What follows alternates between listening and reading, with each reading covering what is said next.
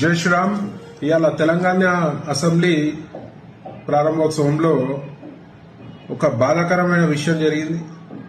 వందే మాత్రం గీతాన్ని ఆలపిస్తున్న సమయంలో ఎంఐఎం ఎమ్మెల్యేలు సోకాల్డ్ చీడ పురుగులు మరి వందే మాత్రం ఇట్లా స్టార్ట్ కాగానే వెళ్ళిపోవడం జరిగింది.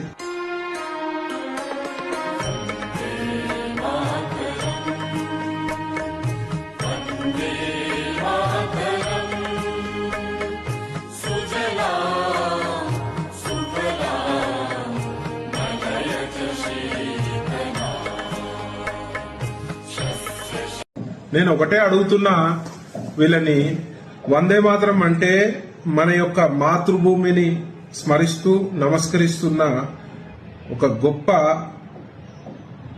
దేశభక్తి గేయం. మరి అలాంటి సమయంలో మీకు ఏం బాధ అవుతుందిరా మీ నాకు అర్థం కాదు. మీరు పుట్టింది భారతదేశంలోనే కదా, మరి పుట్టలేదా భారతదేశంలో, పాకిస్తాన్ లో పుట్టినరా? మరి మాకు అదే అర్థం కాదు. ఎక్కడో కమ్యూనిటీని హత్య చేస్తే మీరు ఇక్కడ ఓల్డ్ సిటీలో ర్యాలీలు తీస్తారు. మరి మీకు వాళ్ళపై ఉన్న భక్తి, ఆ దేశంపై ఉన్న శ్రద్ధ, మరి భారతదేశంలో పుట్టి భారతదేశంలో రాజకీయాలు చేస్తూ మరి ఈ దేశంపై ఎందుకు ఉండదని అడుగుతున్నా.